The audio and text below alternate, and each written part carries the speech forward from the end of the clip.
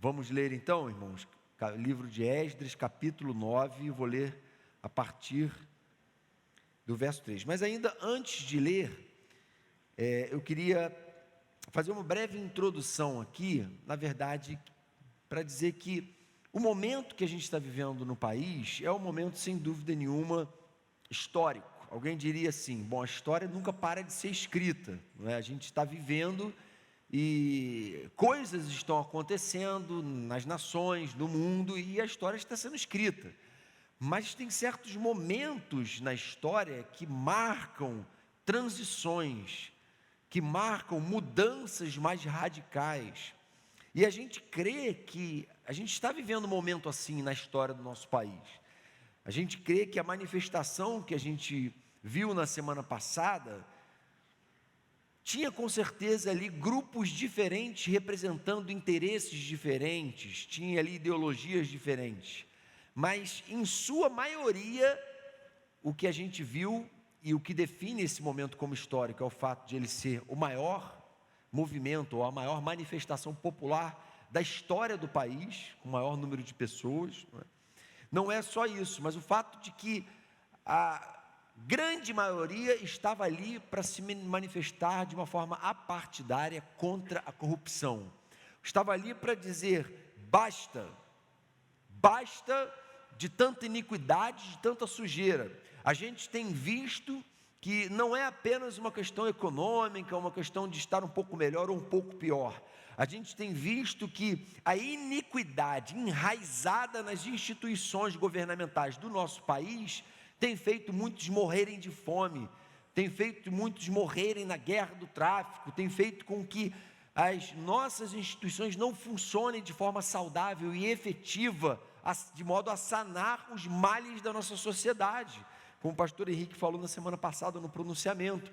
Ou seja, é o momento de se dizer basta. E aí a gente percebe posturas diferentes da igreja evangélica brasileira diante desse momento certamente histórico na nossa nação. Na verdade, esses dois posicionamentos remontam ao século XVI, em que a igreja estava saindo da Idade Média, ou em que se viu que o casamento da igreja com o Estado, no momento que a igreja domina o Estado e usa o aparelho do Estado em benefício das causas religiosas, não deu certo. É óbvio que esse casamento não dá certo, e nem é o projeto de Deus na palavra dele. Contudo, gente, naqueles que participaram da reforma, houve dois grupos. Um grupo foi o grupo conhecido como anabatistas, que são a reforma radical. Os anabatistas, eles eram influenciados pelo dualismo grego, que entendia que este mundo está nas mãos de Satanás. A partir do momento da queda, Satanás se apoderou do mundo, Deus entregou o mundo nas mãos de Satanás.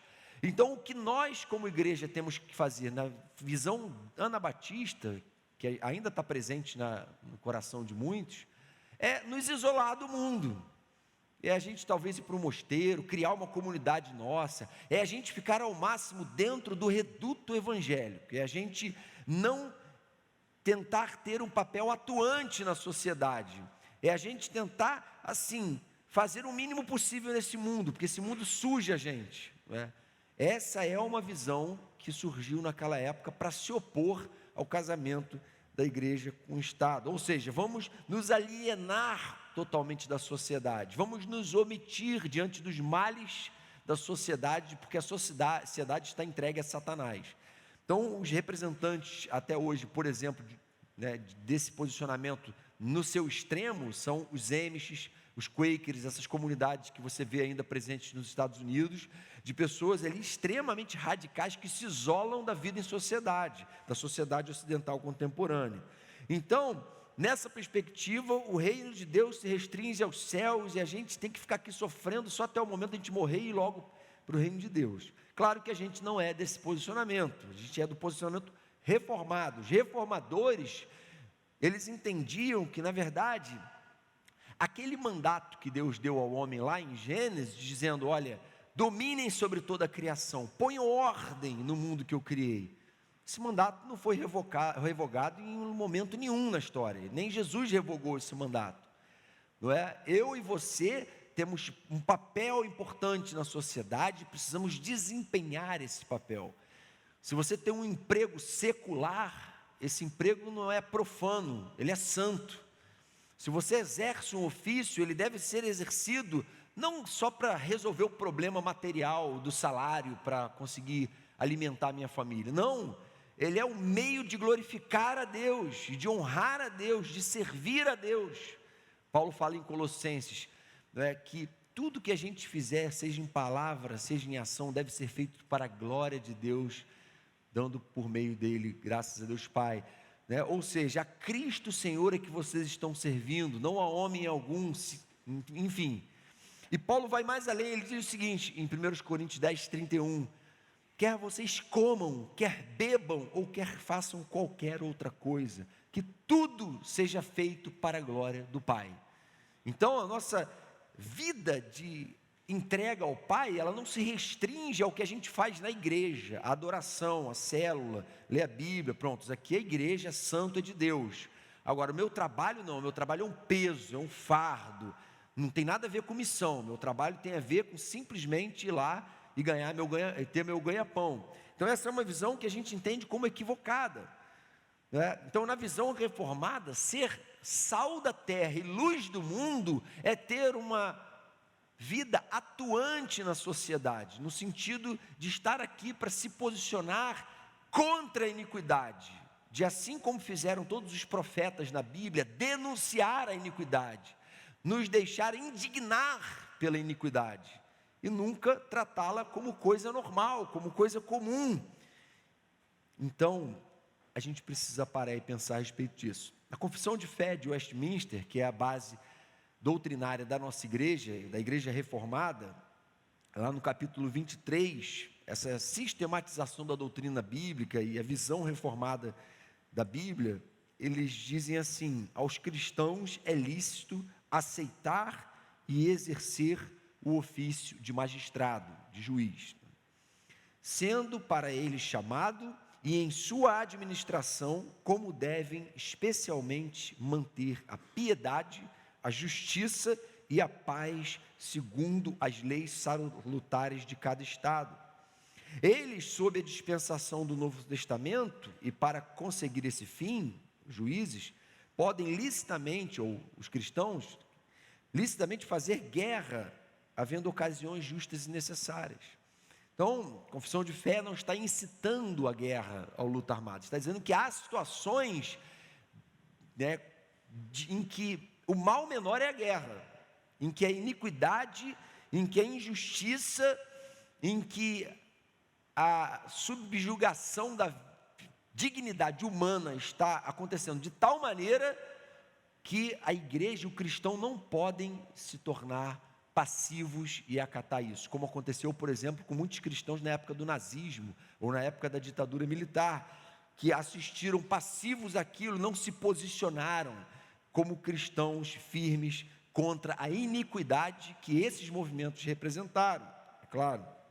Então, nós não temos como cristãos na visão reformada que tomar o estado de assalto, de impor as leis de Deus na sociedade, mas nós temos sim, na esfera de ação que Deus nos colocou, ser luz no meio das trevas, e aí a gente precisa parar e pensar nisso. Então, o texto bíblico que eu separei para a nossa meditação aqui nessa noite, para a gente pensar nesse tema, a redenção de uma nação, é esse texto de Esdras. Antes de a gente ler, você tem que entender o contexto ali. Na verdade, Esdras viveu no final do exílio babilônico, após o exílio babilônico de 70 anos. O povo de Israel foi levado para a Babilônia sob a permissão de Deus, como forma de castigo de Deus por causa dos seus pecados. E estava vivendo ali subjugado por uma nação pagã, por uma nação ímpia, pela Babilônia, com valores contrários à lei de Deus. E viveu ali 70 anos. Até que, no ano 537 a.C., Sesbazar liderou um retorno, debaixo da autorização dos babilônios, dos exilados a Jerusalém. E aí, gente, Esdras é o personagem que nasceu no cativeiro, cresce no cativeiro, e certamente cresceu ouvindo seus pais falarem da terra prometida, de Jerusalém, da cidade santa, das promessas de Deus, das alianças que aquela terra tinha. E certamente sonhou em um dia poder visitar a terra prometida, em conhecer de perto Jerusalém. E nesse momento em que décadas antes Sesbazar já havia levado uma primeira leva, certamente Esdras nutriu no seu coração uma seguinte expectativa: olha, deve estar uma bênção aquilo lá. Se algum dia eu puder conhecer Jerusalém, vai ser maravilhoso. E aí o rei Artaxerxes fala para ele: olha, eu quero que você monte uma comitiva para fazer uma segunda leva daqueles que vão retornar do exílio. Ou seja, o próprio Deus estava usando reis pagãos da Babilônia para libertar o seu povo. Esse era o momento histórico. Vamos sair do cativeiro, vamos sair desse lugar. E Deus então estava levando o povo de volta, como Ele havia prometido no momento em que levou o povo para lá. E Esdras então fica maravilhado: quer dizer que eu vou estar nisso?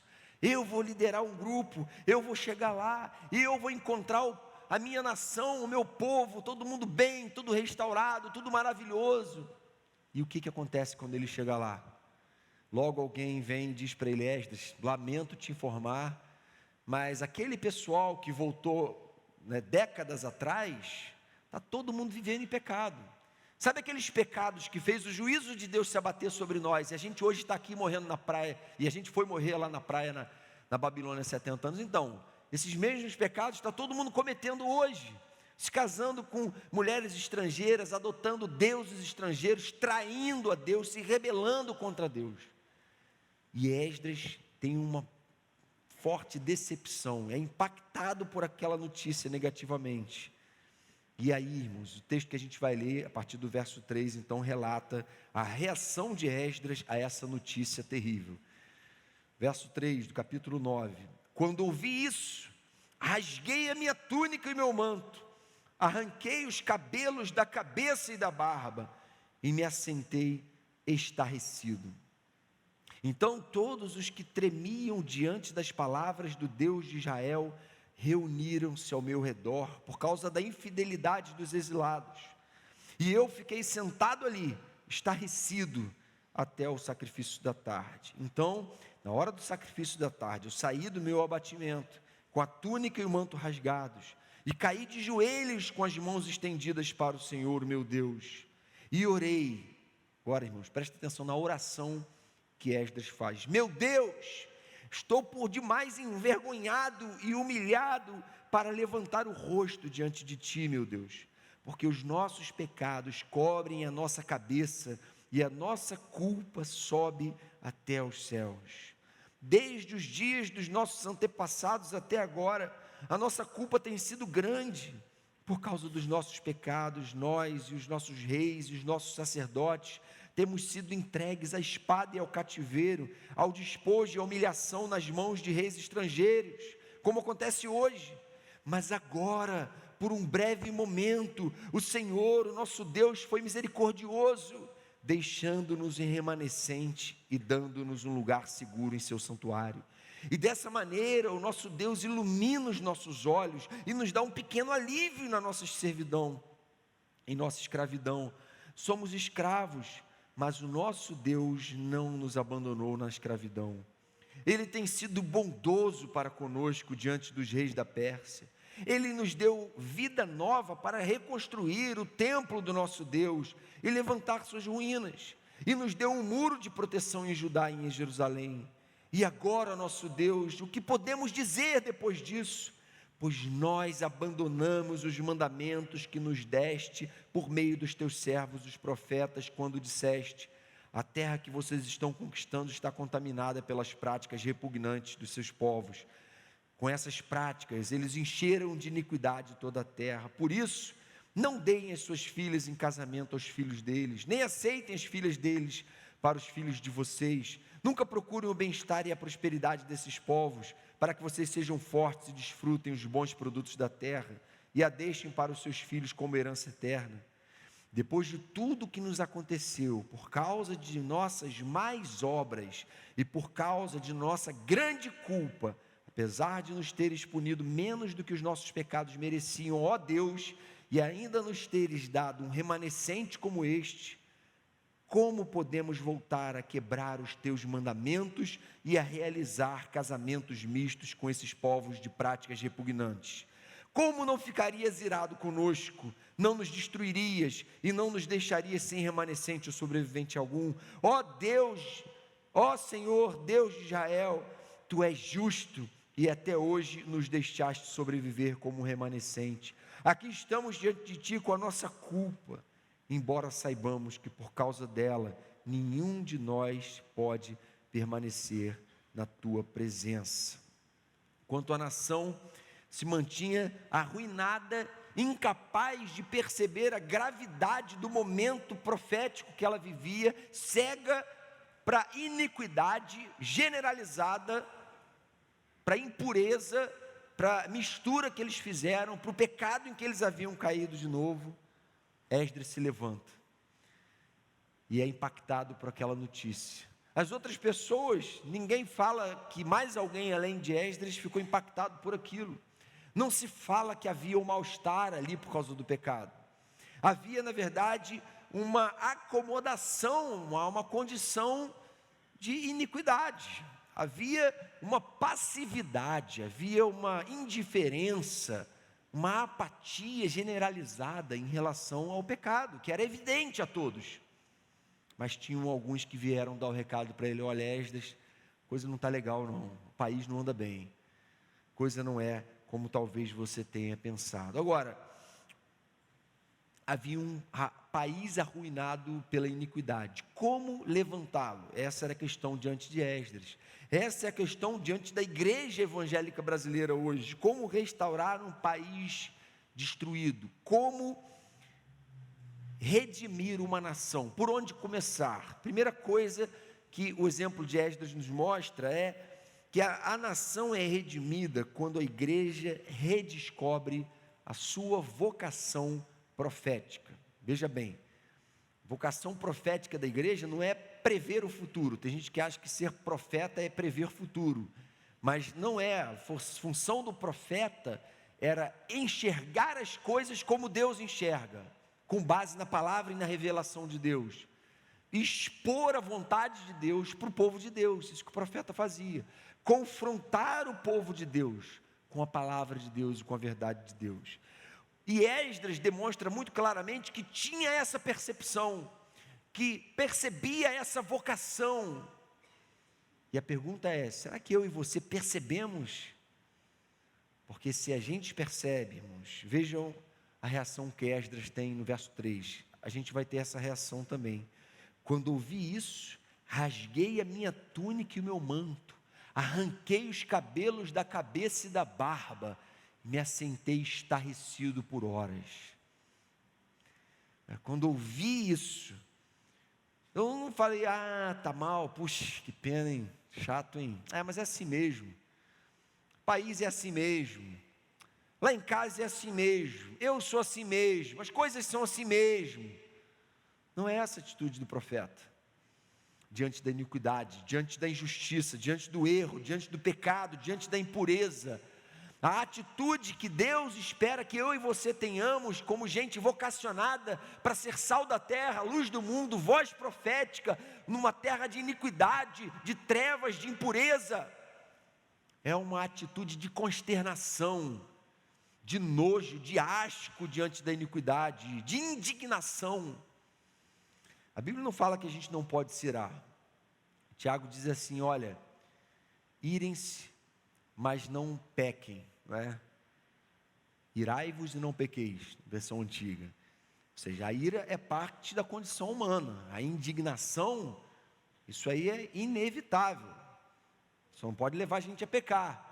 Mas a ira de Deus é revelada de diversas formas da Bíblia, inclusive com Jesus virando a mesa de cambista no templo e dando chicotada neles, para falar: olha, não dá para continuar assim, o que vocês estão pensando que Deus é, que as coisas de Deus são, que o cristianismo é, que a igreja do Senhor é.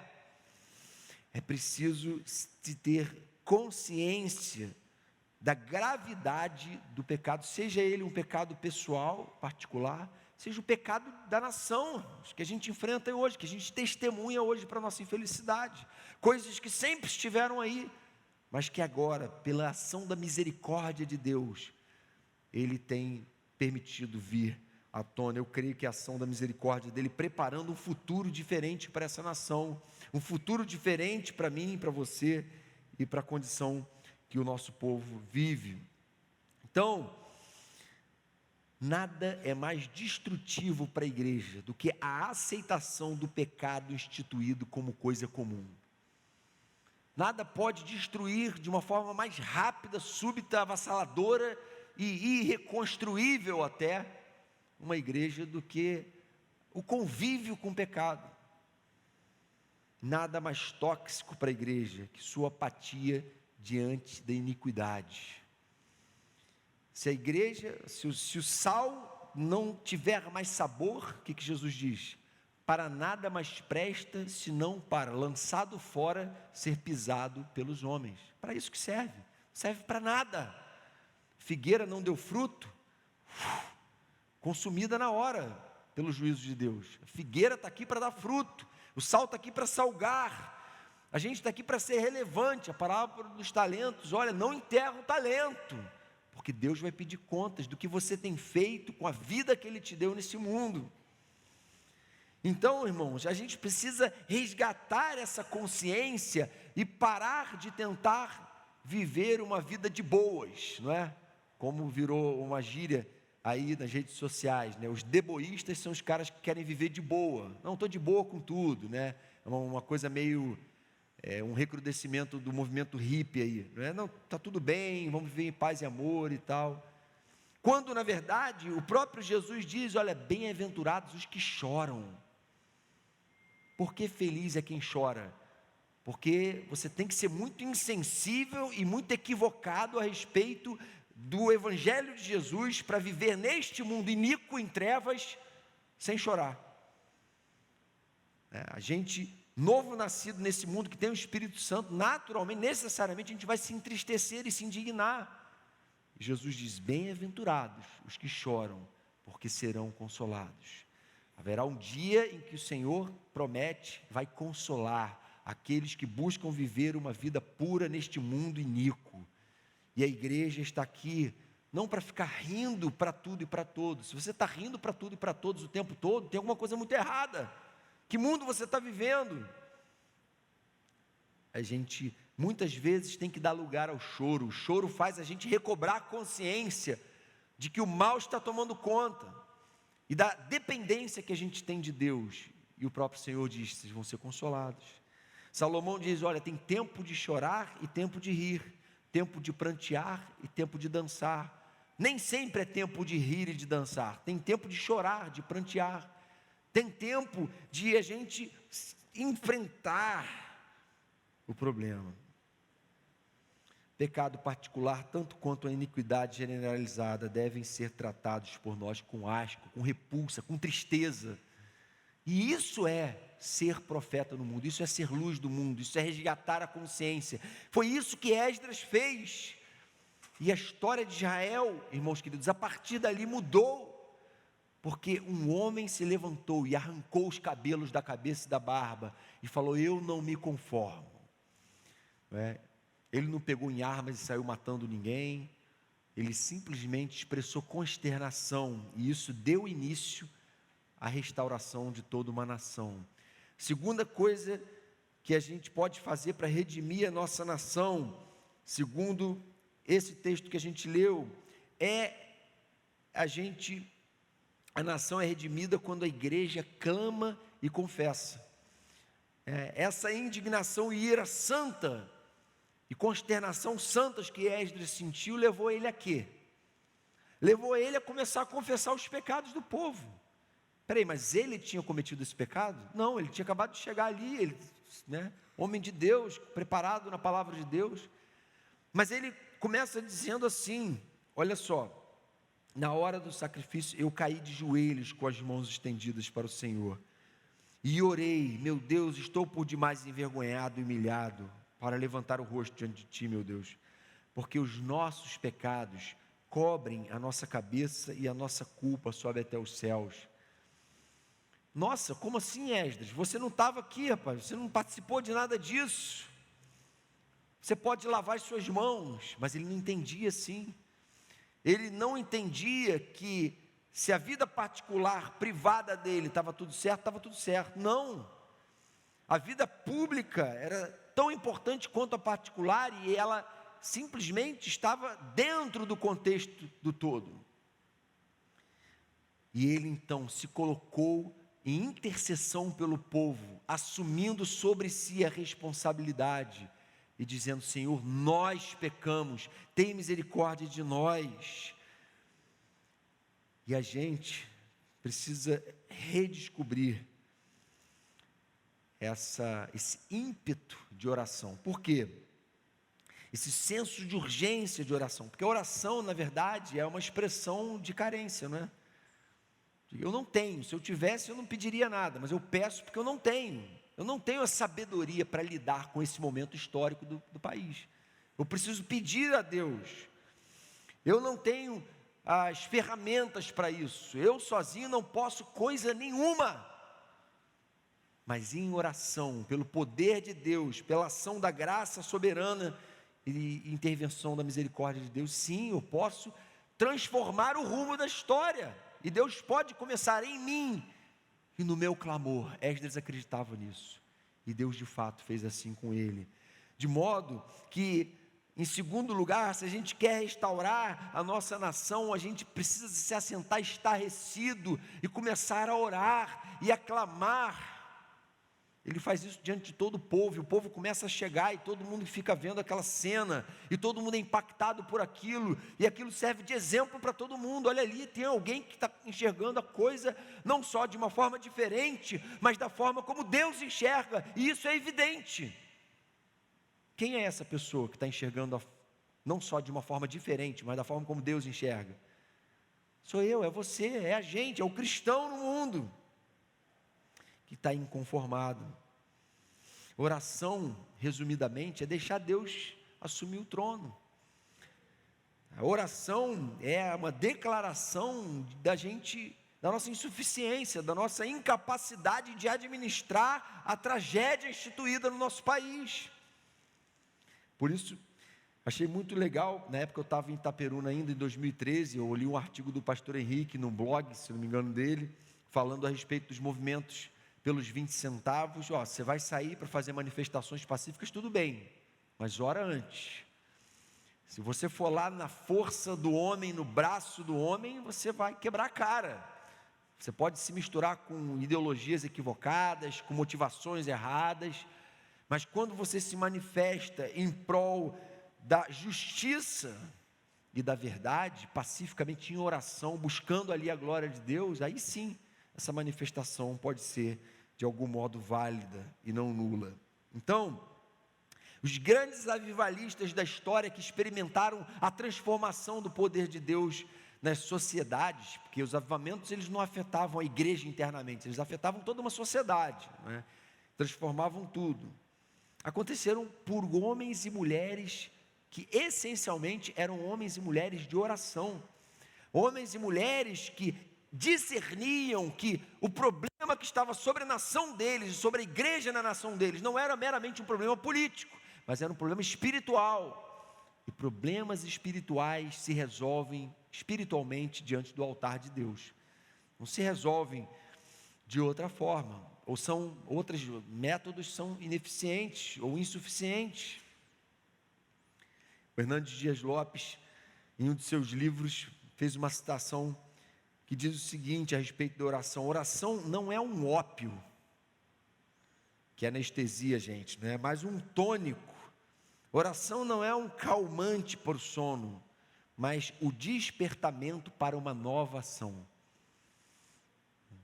Grandes homens de Deus que mudaram o rumo da história, a primeira coisa que eles fizeram foi orar, foi clamar ao Senhor, para que o Senhor os fortalecesse, capacitasse e transformasse a realidade à volta deles. E vejam qual foi a atitude? O que aconteceu quando Esdras começou a orar? No verso 8 ele diz assim: mas agora, Senhor, por um breve momento, o Senhor, o nosso Deus, foi misericordioso, deixando-nos um remanescente e dando-nos um lugar seguro em seu santuário. E dessa maneira o nosso Deus ilumina os nossos olhos e nos dá um pequeno alívio na nossa servidão. O que ele está falando? Senhor, eu entendo, eu já entendi que se a gente simplesmente agir com apatia para com esse momento, o Senhor vai permitir que a gente continue sofrendo com o exílio, com a vergonha, com o desprezo, com o escárnio. Logo nós que somos o teu povo querido, eleito, Senhor, o Senhor agora nos deu um pequeno alívio por um breve momento, e a gente não quer deixar esse momento passar indiferente. A gente não quer deixar a vida nos levar. Estou falando do momento da nação, mas você talvez aplique isso à sua própria vida. Talvez você esteja permitindo a vida te levar e a iniquidade se instituir, e ao invés de você se ver como um cristão cada vez mais maduro, um pai cada vez melhor para os seus filhos, uma mãe cada vez mais sábia, um marido, uma esposa cada vez melhores, parece que é o contrário. Por quê? Porque a pressão do pecado e dessa natureza, as artimanhas de Satanás estão aí, jogando contra você. E Esdras fala assim: a gente não quer mais isso, a gente quer dar um basta. E a gente sabe que isso tem a ver com um problema espiritual. E a gente quer, diante do Senhor, a gente acredita que o Senhor é a solução para esse país. O Evangelho é o remédio que a sociedade brasileira precisa. Não é o socialismo, não é o capitalismo, não é o partido A ou B, mas o Evangelho do Senhor. E você vai dizer: então quer dizer que a nação inteira precisa se converter ao Evangelho. Talvez esse não seja o início, talvez o início seja eu e você começarmos a viver o Evangelho em obediência, de um modo ainda mais intenso e coerente. Esse é o terceiro ponto. Como redimir uma nação?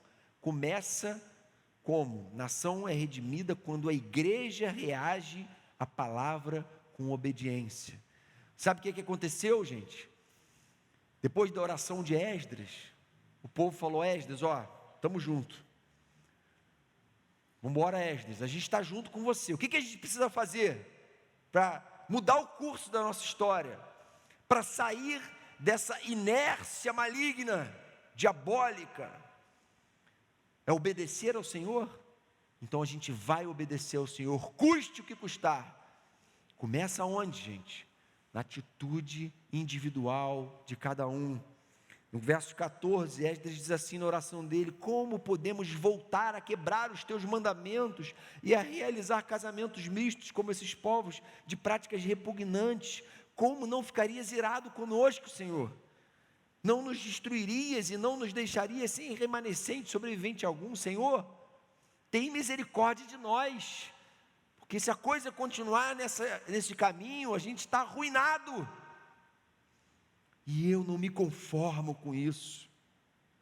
E eu quero ver a minha nação redimida, restaurada, tratada. Eu quero ver a ação da misericórdia de Deus. Mas essa ação, ela é acompanhada de obediência. Interessante que uma coisa maravilhosa do Evangelho é o fato de que Jesus conquistou de graça por nós na cruz a salvação. Nós não precisamos pagar nada por isso. Nós não obedecemos para obter salvação. Somos salvos mediante a graça, pela fé, e isso não vem de nós, é dom de Deus, não de obras para que ninguém se glorie. Paulo é muito claro. Contudo, Jesus diz assim lá em Mateus 5,20: eu lhes digo que se a justiça de vocês não for muito superior à dos escribas e fariseus, de modo nenhum vocês entrarão no reino de Deus. Ou seja, se vocês não levarem a sério uma caminhada coerente com o Evangelho, vocês não vão conhecer o que é a realidade do reino que eu estou implementando neste mundo. Isso é: o reino de Deus já está entre vocês. O reino de Deus não é, como os anabatistas entendiam, uma coisa meramente transcendente, futura. O reino de Deus é aqui, é agora.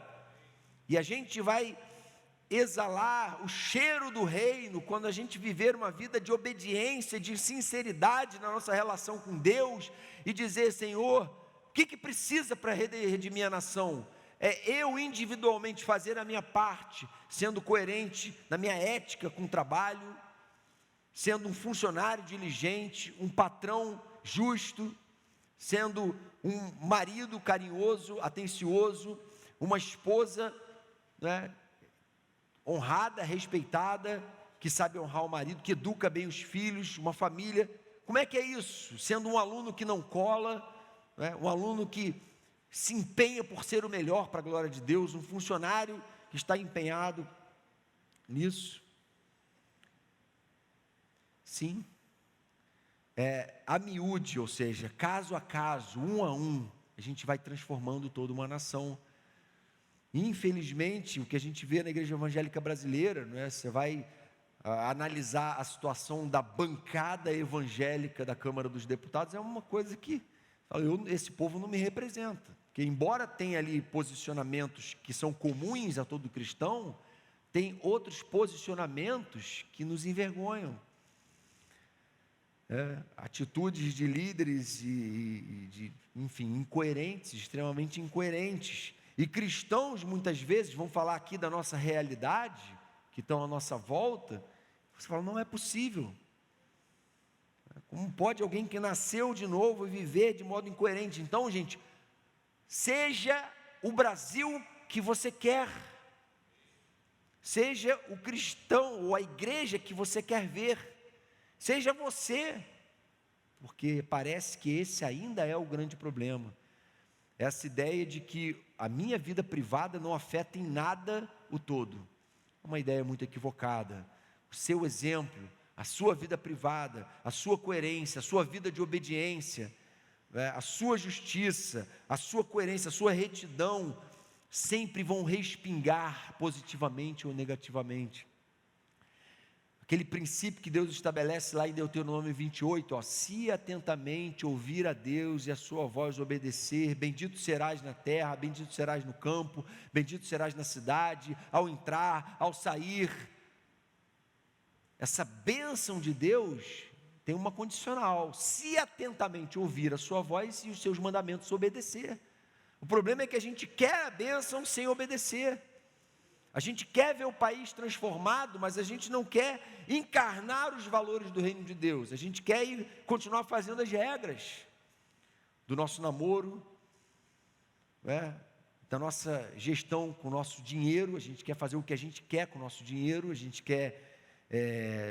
é consumista, a gente vive segundo valores totalmente equivocados, a gente faz coisas erradas e a gente quer impactar a nação e cobrar das autoridades.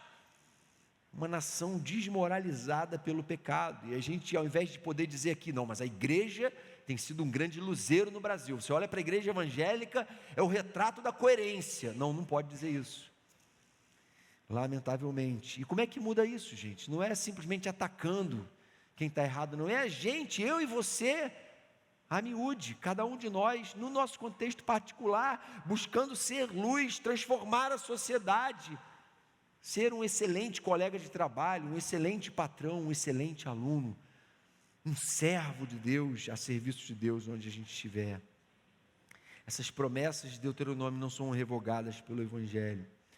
Gente, não subestime o impacto que a sua vida tem na sociedade como um todo. Não subestime o impacto positivo ou negativo que as suas atitudes têm na igreja local e, consequentemente, na igreja evangélica brasileira. Algumas aplicações para a gente encerrar aqui a nossa meditação. Em primeiro lugar, permita-se abater pelas más notícias, mas não encare isso como um ponto final. Ou seja, não fica fazendo vista grossa para tudo e dizendo que está tudo bem, e, enfim, apático, indiferente. Deixe-se abater Os profetas se deixavam abater e consumir, o zelo do Senhor me consumiu. Não é isso?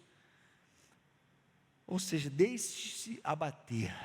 O abatimento, o choro, a tristeza, a indignação tem o seu papel no sentido de nos fazer buscar com sede a justiça, e bem-aventurados os que têm fome e sede de justiça, porque serão consolados.